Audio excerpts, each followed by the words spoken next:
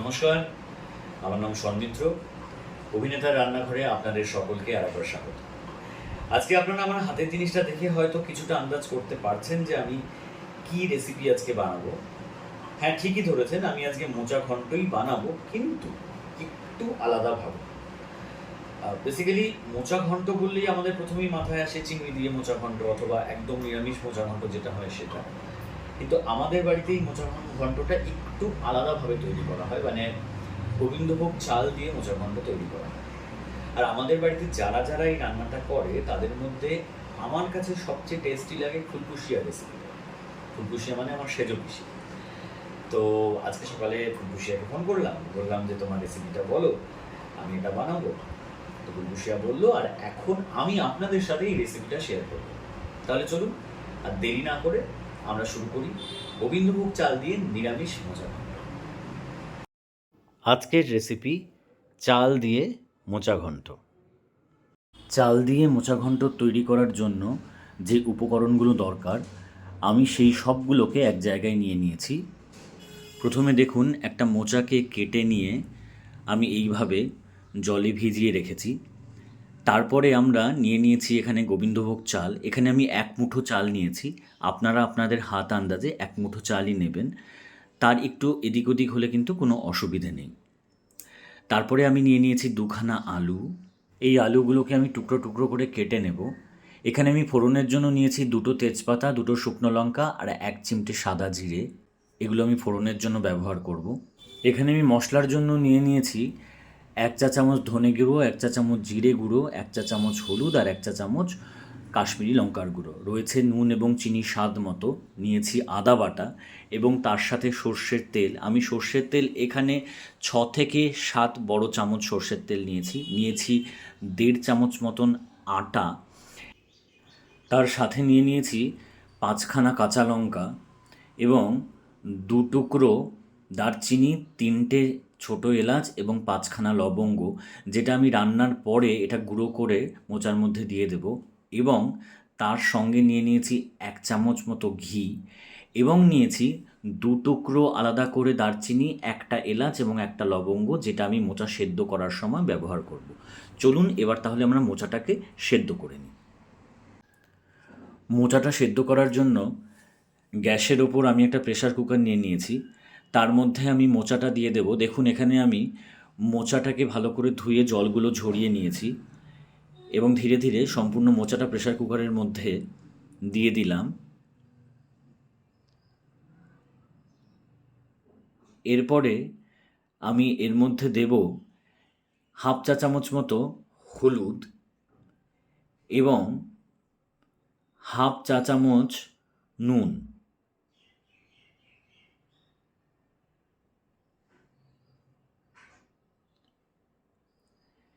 এরপরে আমি এর মধ্যে 2 চা চামচ সর্ষের তেল দিয়ে দেব। সর্ষের তেলটা আপনারা এর মধ্যে অবশ্যই দেবেন, কারণ তাহলে মোচা সেদ্ধ করার পর প্রেসার কুকারটা মাজতে কিন্তু কোনো রকম অসুবিধা হয় না। আর তেলটা না দিলে মোচা সেদ্ধ করার পর প্রেসার কুকারের ভেতরে কালো হয়ে যায়। এরপরে আমি যে 2 টুকরো দারচিনি, 1টা এলাচ এবং 1টা লবঙ্গ রেখেছিলাম মোচা সেদ্ধ করার জন্য, সেই 3টে এর মধ্যে দিয়ে দেব। এবং এরপরে আমি এর মধ্যে দেব 2.5 কাপ মতো জল। লক্ষ্য রাখবেন, এখানে খুব বেশি জল দেবার কোনো প্রয়োজন নেই, কারণ যেটুকু জল মোচা সেদ্ধ হতে দরকার হবে সেইটুকুই আমাদের আন্দাজ করে দিতে হবে, কারণ জলটা কিন্তু আমরা ফেলে দেব না, জলটা রেখে দেব পরবর্তীকালে ব্যবহার করার জন্য। দেখুন, আমি গ্যাস জ্বালিয়ে কড়াইটাকে খুব ভালো করে গরম করে নিয়েছি। এবার এই কড়াইতে আমি দিয়ে দেব 3 চা চামচ মতো সর্ষের তেল। বাকি তেল আমরা পরে ব্যবহার করব এবং এই তেলটাকে আমি খুব ভালো করে গরম করে নেব। দেখুন, আমাদের তেল কিন্তু খুব ভালো করে গরম হয়ে গিয়েছে। এবার এর মধ্যে আমি টুকরো করে কেটে রাখা আলুগুলোকে ধুয়ে জল ঝরিয়ে রেখেছি, সেগুলোকে ভালো করে ভেজে নেব। আলু ভাজার সময় আমি এর মধ্যে দিয়ে দিচ্ছি 1 চিমটে হলুদ আর 1/2 চা চামচ নুন। এবার আমি আলুগুলোকে খুব ভালো করে ভেজে নেব।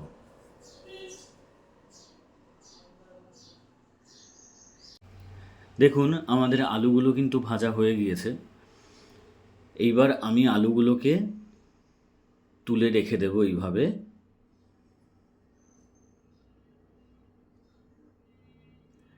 তারপর আমাদের কড়াইতে যে বাকি তেল রয়েছে সেই তেলে আমি চালটা ভেজে নেব। দেখুন আমি চালটাকে কিন্তু ভালো করে ধুয়ে এইভাবে জল ঝরিয়ে নিয়েছি।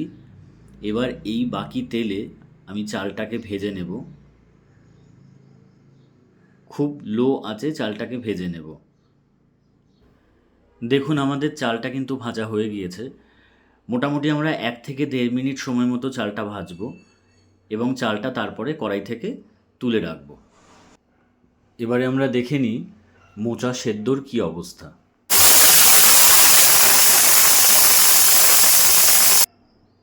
দেখুন আমাদের প্রেসার কুকারে কিন্তু 2টো সিটি পড়ে গিয়েছে।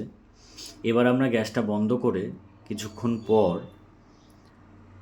প্রেসার কুকারের ঢাকনা খুলে দেখে নেব মোচাটা ঠিকঠাক সেদ্ধ হয়েছে কি না। এই দেখুন আমাদের মোচা কিন্তু একদম ঠিকঠাক সেদ্ধ হয়ে গিয়েছে এবং আমরা যে 2.5 কাপ জল দিয়েছিলাম সেই জলের পরিমাণটাও কিন্তু একদম ঠিক আছে। এবার আমরা চলে যাব রান্নার পরবর্তী পর্যায়ে। কড়াইতে যে বাকি অল্প পরিমাণ তেল ছিল, এবারে সেই তেলের মধ্যে আমি বাকি যে তেল রয়েছে সেই তেলটা পুরোটা দিয়ে দেব এবং তেলটাকে খুব ভালো করে গরম করে নেব। তেলটা খুব ভালো করে গরম হয়ে গিয়েছে। এবার আমি এর মধ্যে আগে থেকে রেডি করে রাখা ফোড়নটা দিয়ে দেব। 2টো ছোটো তেজপাতা, 2টো শুকনো লঙ্কা আর 1 চিমটে সাদা জিরে। এরপরে আমি এর মধ্যে সেদ্ধ করে রাখা মোচাটা দিয়ে দেব। দেখুন আমি এইভাবে মোচাটার জলটা কিন্তু ঝরিয়ে নিয়েছি, কিন্তু সেদ্ধ করে রাখা মোচার জলটা কিন্তু আমি ফেলে দিইনি, আমি রেখে দিয়েছি। কারণ মোচার মধ্যে আমি ওই সেদ্ধ করে রাখা জলটাই ব্যবহার করব, যেটাকে স্টকও বলা যেতে পারে। কারণ তার মধ্যে প্রচুর পরিমাণে আয়রন থাকে, তাই আমি ওই জলটাকে নষ্ট করব না। আর এইভাবে কড়াইতে মোচাটা দিয়ে 5 থেকে 7 মিনিট আমি লো টু মিডিয়াম আঁচে মোচাটাকে খুব ভালো করে ভেজে নেব। এবারে আমি আমার কাছে এই যে জিরে গুঁড়ো, ধনে গুঁড়ো, হলুদ এবং কাশ্মীরি লঙ্কা গুঁড়ো ছিল, তার মধ্যে দিয়ে দেব 1/2 চা চামচ নুন, 1/2 চা চামচ চিনি, 1 চামচ আদা বাটা। এই সম্পূর্ণ জিনিসগুলো দিয়ে একসাথে একটা মশলা বানিয়ে নেব, বলা যেতে পারে মশলাটাকে গুলিয়ে নেব। এই দেখুন এখানে আমি মোচা সেদ্ধ করা এই জলটা দিয়ে দিচ্ছি এর মধ্যে। এটাই হচ্ছে সেই স্টকটা, এখানে আমি আলাদা করে কোনো জল ব্যবহার করছি না। এই মোচা সেদ্ধর জলটা দিয়ে আমি মশলাটা ভালো করে এইভাবে গুলে নেব। মশলাটা ভালো করে গুলিয়ে নেওয়ার পর আমি কড়াইতে রাখা মোচার মধ্যে মশলাটা দিয়ে দেব এবং ভালো করে 5 মিনিট কষিয়ে নেব। এই দেখুন মোচাটা কষানো হয়ে গিয়েছে 5 মিনিট। এরপরে আমি এর মধ্যে দিয়ে দেব আরও 1 চামচ মতো চিনি। আমাদের মনে রাখতে হবে এটা একটা নিরামিষ রান্না। নিরামিষ রান্নায় একটু মিষ্টি মিষ্টি না হলে কিন্তু ভালো লাগে না। তারপরে দেব 1/2 চা চামচ মতো নুন এবং আমরা এখানে 5খানা কাঁচা লঙ্কা চিড়ে রেখেছিলাম, সেই কাঁচা লঙ্কাগুলো মোচার মধ্যে দিয়ে দেব। তারপরে এর মধ্যে দেব আমাদের ভেজে রাখা আলুগুলো। আলুগুলো দিয়ে দেওয়ার পর আমি মোচা সেদ্ধর যে জলটা, অর্থাৎ যে স্টকটা আমাদের কাছে ছিল, সেই স্টকটা কিন্তু মোচার মধ্যে দিয়ে দেব এবং তারপরে খুব ভালো করে নাড়াচাড়া করে লো আঁচে প্রায় 10 মিনিট সময় মতো মোচাটাকে ঢেকে রেখে দেব। অন্যদিকে আমি একটা কাজ করে নিই। গুঁড়ো করবার জন্য যেই গোটা গরম মশলাগুলো আমি রেখেছিলাম, সেই দারচিনি, এলাচ এবং লবঙ্গকে আমি এইভাবে গ্যাসের ওভেনের পাশে কিন্তু রেখে দিতে পারি। তাতে করে এগুলো গরম হয়ে যায় এবং গুঁড়ো করার সময় খুব সুবিধে হয়। আমি এই গোটা গরম মশলাগুলোকে হামালদিস্তাতেই গুঁড়ো করব, তার জন্য মিক্সির ব্যবহার করব না। আপনারা এই ট্রিকটা কিন্তু চাইলে ফলো করতে পারেন। 10 মিনিট পর আমরা কড়াইয়ের ঢাকনাটা খুলে নিচ্ছি। দেখুন মোচাটা এই অবস্থায় এসছে, প্রায় হয়ে গিয়েছে, আলুগুলোও সেদ্ধ হয়ে গিয়েছে। এইবারেতে এর মধ্যে আমরা ভেজে রাখা গোবিন্দভোগ চালটা দিয়ে দেব। চালটা দিয়ে দেওয়ার পর আমরা খুব ভালো করে এটাকে মোচার সাথে মিশিয়ে দেব। তারপর আবার 7 থেকে 10 মিনিটের জন্য মোচাটাকে ঢেকে দেব। এইবারে অন্যদিকে আমরা অন্য একটা কাজ করে নিই। আমরা একটা বাটির মধ্যে যে আটা রেখেছিলাম সেইখান থেকে 1.5 চামচ মতো আটা নিয়ে সেটাকে জল দিয়ে খুব ভালো করে এইভাবে গুলিয়ে নিচ্ছি। গোলানো হয়ে গিয়েছে। এইবারেতে আমরা গরম মশলাগুলোকে হামালদিস্তার মধ্যে গুঁড়ো করে নেব। দেখুন গরম মশলাগুলো কিন্তু বেশ গরম হয়ে গিয়েছে ওভেনের পাশে রাখবার জন্য। এবার আমার গুঁড়ো করতে এগুলোকে খুব সুবিধে হবে। এগুলোকে আমি খুব ভালো করে হামালদিস্তায় গুঁড়ো করে নিচ্ছি।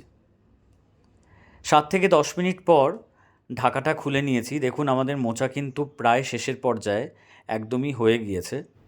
এবারে এর মধ্যে আমরা গুলে রাখা আটাটা দিয়ে দেব।